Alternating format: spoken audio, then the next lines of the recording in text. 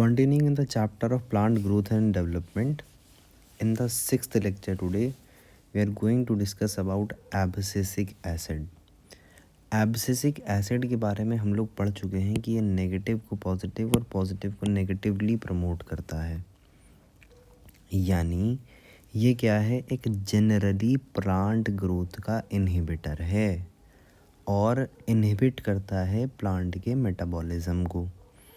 अब ग्रोथ की जितनी एक्टिविटीज़ हैं उनको इनहिबिट करने वाला जो पीजीआर है उसके एग्जांपल्स में हमारा ए बी आ जाएगा, और प्लांट मेटाबॉलिज्म के इनहिबिटर्स के अंदर भी हमारा एब्सिसिक एसिड आएगा। अब जब ये ग्रोथ को इनहिबिट कर रहा है तो किसी चीज़ से प्रोटेक्शन भी तो प्रोवाइड कर सकता है। वो चीज़ हमें यहाँ समझ में आएगी कि ABA यानी एब्सिसिक एसिड इनहिबिट करता है सीड की जर्मिनेशन को। अब जब ये सीड की जर्मिनेशन को इनहिबिट कर रहा है तो एक तरीके से क्या कर रहा है कि सीड को जर्मिनेट होने नहीं दे रहा। तो ये भी तो पॉसिबल है कि भाई अनफेवरेबल कंडीशन हो सकती है कोई, इसीलिए ये जर्मिनेट नहीं करने दे रहा इसको। इसी चीज़ का ध्यान करना, ये फैक्टर ध्यान करना कि कोई अगर प्लांट हार्मोन या कोई हार्मोन एक ऐसा नेचर शो करता है जिसकी वजह से प्लांट ग्रोथ के अंदर इनहिबिशन हो रही है या प्लांट मेटाबॉलिज्म के अंदर इनहिबिशन हो रही है, तो ऐसा नहीं है कि ये बेकार हमारा पीजीआर हो गया। नहीं, ये एक तरीके से भी हमारी हेल्प ही कर रहा है कि अगर अनफेवरेबल कंडीशंस हैं तो उसके अंदर हमें ग्रोथ को रोक के रखना है, तो उसके अंदर हमारा एब्सिसिक एसिड मदद करेगा। या डेसिकेशन को विदस्टैंड करना है तो भी हमारा एब्सिसिक एसिड जो है मदद करेगा हमारे सीड को। इस तरीके की बातें हमने देखने को मिलेंगी। अब एनसीईआरटी को डायरेक्टली रीड कर लेते हैं, क्या कहती है। As mentioned earlier, abscisic acid को पहली बार डिस्कवर किया गया था for its role in regulating abscission और डोरमेंसी। एब्सिशन और डोरमेंसी को रेगुलेट करने का इसका रोल था। अब एब्सिसिक एसिड के बारे में आपको याद आ रहा हो, हमने इसके डिस्कवरी के अंदर 3 कहानियाँ पढ़ी थी कि 3 इंडिपेंडेंट रिसर्चेज हुई थी जिसके अंदर हमें ये पता चला था कि हमारा डोरमिन, इनहिबिन और तीसरा जो नाम था एब्सिशन 2, वापस देख लेते हैं उसको एक बार। 3 रिसर्चेज हुई थी। इनहिबिटर बी, हमारा इनहिबिन नहीं है, इनहिबिटर बी, एब्सिशन 2 और डोरमिन, ये 3 चीज़ थी जिसके ऊपर इंडिपेंडेंट रिसर्च हुई थी और बाद में पता चला था कि ये तीनों जो है केमिकली आइडेंटिकल हैं और इसका नाम एब्सिसिक एसिड रख दिया था। अब हम लोग वापस अपने एब्सिसिक एसिड पे आते हैं। एनसीईआरटी क्या कह रही है, पीजीआर जो बाकी हैं उन्हीं की तरह इसके पास भी बहुत वाइड रेंज ऑफ इफ़ेक्ट्स हैं प्लांट की ग्रोथ और उसकी डेवलपमेंट पे। जैसे ये ग्रोथ का इनहिबिटर ऑफ प्लांट मेटाबॉलिज्म की तरह जनरली एक्ट करता है। इनहिबिट करता है ये सीड के जर्मिनेशन को और स्टिमुलेट करता है। अब ये मैंने ब्लू में हाईलाइट किया है, ये बहुत इंपॉर्टेंट फंक्शन है इसका कि भाई आपका जो ABA है उसको आप स्ट्रेस हार्मोन भी कहते हो। तो क्यों कह रहे हो उसको स्ट्रेस हार्मोन? बिकॉज ये मदद कर रहा है इंक्रीज़ करने में टॉलरेंस, बर्दाश्त की जो टेंडेंसी है, बर्दाश्त की जो लिमिट है, टॉलरेंस बोलते हैं बर्दाश्त को, कि भाई हमारा जो प्लांट है वो कितना टाइप का स्ट्रेस जो है, चाहे बायोटिक एबायोटिक की पता नहीं किसी की भी बात कर रहे हैं यहाँ पे, बहरहाल स्ट्रेस मेंशन किया एनसीईआरटी ने। अलग अलग टाइप का जो भी स्ट्रेस है जो प्लांट के ऊपर दिया जा रहा है उसको बर्दाश्त यानी टॉलरेट करने की ताकत जो है वो इंक्रीज़ हो गई है प्लांट के पास। और इसके अंदर किसने मदद करी? हमारे एब्सिसिक एसिड ने। इसीलिए हमने इसको स्ट्रेस हार्मोन का नाम दिया। एब्सिसिक एसिड जो है हमारा स्टिमुलेट करता है क्लोजर ऑफ द स्टोमेटा। ये भी हमारा एक इम्पॉर्टेंट फंक्शन है कि water stress of the plant अगर है कि वाटर लेवल जो है गिरा हुआ है तो क्लोजर कर लेगा स्टोमेटा की, वाटर लॉस नहीं होने देगा यहाँ से। फिर हम लोग बहरहाल बात कर रहे हैं ABA।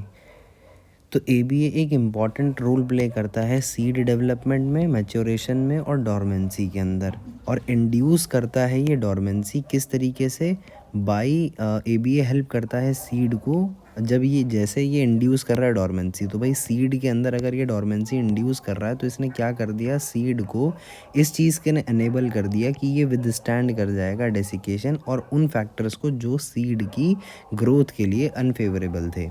फिर ना एनसीईआरटी कहती है क्या कि मोस्ट सिचुएशंस के अंदर हमारा एब्सिसिक एसिड जो है वो एंटागोनिस्ट टू जिब्रेलिक एसिड काम करता है।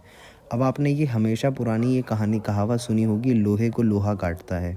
इसी तरीके से मैं आपको बोल रहा हूँ, तेज़ाब को तेज़ाब काटता है। तेज़ाब का मतलब क्या होता है? एसिड।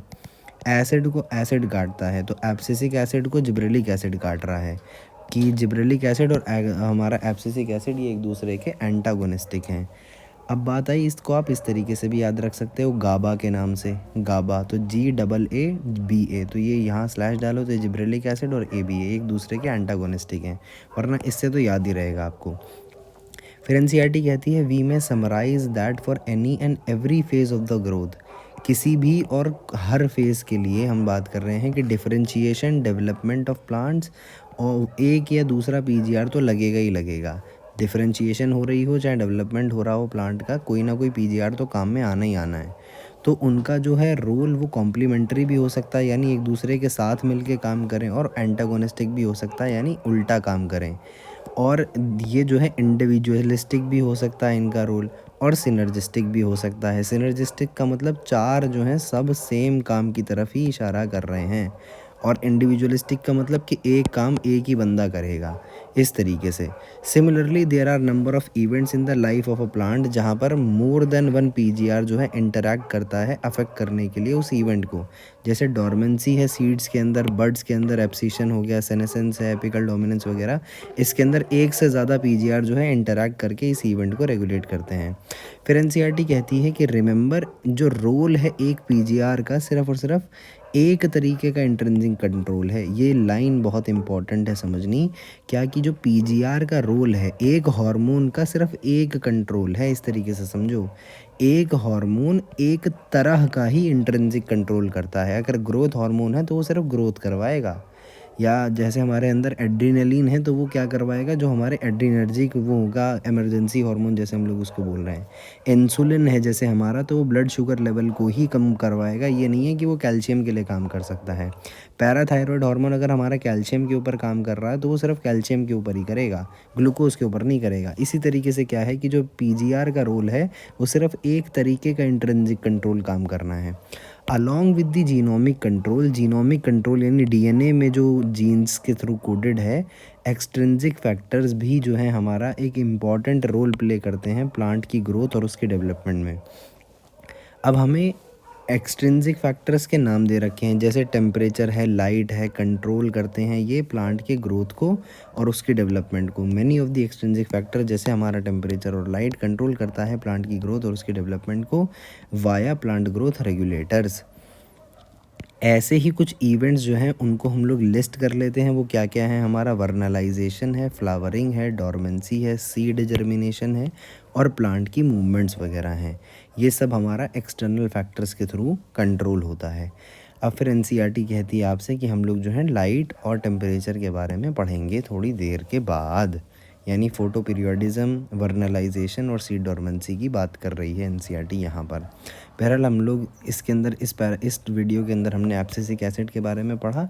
आई होप आपको ये सारी चीज़ें समझ में आ गई हों, और इसके फिजियोलॉजिकल रोल्स का क्या महत्व है और क्या क्या हैं वो सब याद हो गया हो। This was all about this video.